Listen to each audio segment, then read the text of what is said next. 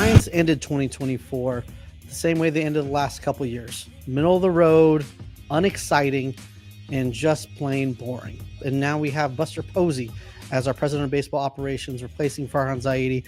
But I think, like myself, a lot of Giants fans are a little skeptical on how this offseason has been going. I feel like they started with a bang with signing Willy Adames, the best shortstop on the market. They made it clear that's what they were gunning after, and that was their first priority. But that signing was back in early December, and now we're in early January, approaching spring training, with no other moves made. The Giants widely were rumored to pick up Corbin Burns, but didn't do it. And they're also reportedly still interested in some starting pitching and adding one bat before the season starts. Now, with not a lot of options to go, I think the only options that they have to add a bat to this lineup would be either left field or first base. Now, left field, I feel like is completely excusable to leave Luis Matos, give him a shot, give Marco Luciano an actual shot, who has now been moved to the outfield since they finally realized he's not a shortstop. You have one of the best defensive catchers in Patrick Bailey and Tyler Fitzgerald that you're moving over to second. Obviously, you got Willy Adames at shortstop. The best defensive third baseman in all of baseball, and Matt Chapman at third. Jung-Hoo Lee is going to be back healthy for center field, and Heliot Ramos needs to have that right field position on lock.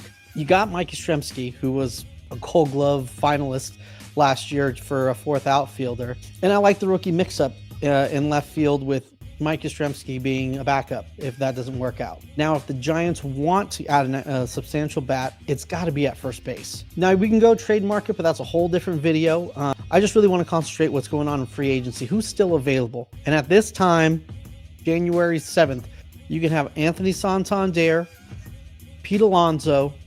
You can go Alex Bregman, move Fitzgerald over to first. He's played some time at first before. You could go Anthony Santander. He had 40 home runs last year, but that's the only time he's hit over 40. And only the second time he's hit over 30 in his career, and that's playing in Baltimore and in the AL East, which is a lot more hitter-friendly ballparks. And then you have to think, are you going to slot him over to first base, where he's only played 73 innings in his career, and that's over the last 2 years. I would love it if the Giants got Anthony Santander, but I just don't feel like the fit's there. I'm either going to go Alex Bregman or Pete Alonso. I have a lot of problems with Alex Bregman. According to Baseball Savant, you're going to have to cut Alex Bregman's home run totals by 9 a season. That's on average. And that's because Oracle Park does not have the Crawford boxes. And weirdly, I saw that it cut the 2019 home runs pretty much in half. Yes, Alex Bregman is a good defender. And if you put him over at second, I guess you don't know what you're going to get because he's always been at third. But you have the best defending third baseman. You're not going to want him at third. You'd move him to second.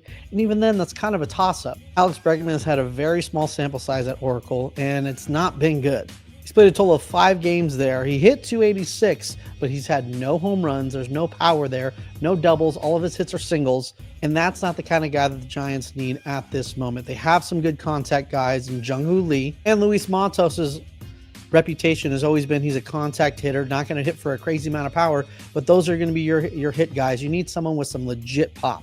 Which brings me to my big point that the Giants really need to make a play for Pete Alonso. Right-handed power plays at Oracle, and Pete Alonso's track record at Oracle backs that up. He's played in 17 games, which is a lot bigger sample size than Alex Bregman or Anthony Santander. He's hit 7 home runs and had a 910 OPS in that ballpark. I said before, Alex Bregman's home run totals would go down about 9 per season. Pete Alonso, according to Baseball Savant, it's going to go down 4 a season, which still is more than any Giants players had since Barry Bonds. Even in his lowest home run totals, Pete Alonso has played at Oracle Park 17 times, and he's had 7 home runs in 17 games with a 910 OPS. That's a 66.7 home run pace for the entire year, which that 0.7 should probably equal out to a triple, which might be possible in Oracle Park for Pete in that triples alley. And I wanted to look at each Pete Alonso home run to break down exactly what happened, to see if it's just a fluke. Is it day games? Is it no-name pitchers? Let's hit this one by one. July 18th, 2019, he hit it off William Jerez. I mean, yeah, I don't even remember him being on the team either. It was super late extra inning game, so you know the weather wasn't helping out, but given it was a no-name dude.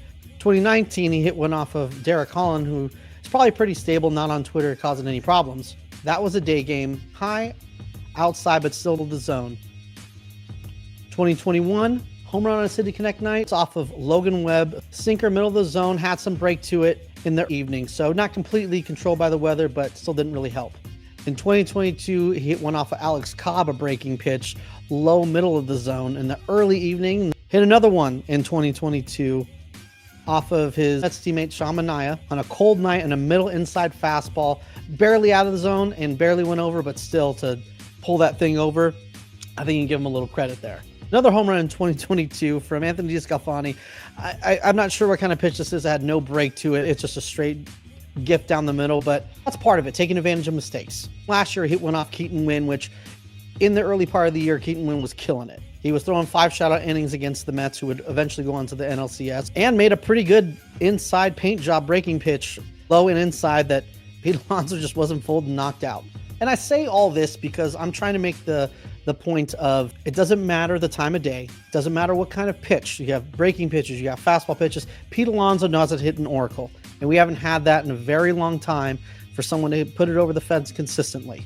And to anyone who's, in 3 or 4 years, his home run totals are going to go down. You can cut his home run totals pretty much in half. It's still going to be more equal to any of the other Giants first basemen have had in the last 8-ish years, excluding 2021 when Brandon Belt went off. The point is, we need power now. We need someone. I'm so sick of hearing how the Giants haven't had a 30 home run hitter since Barry Bonds. I get it.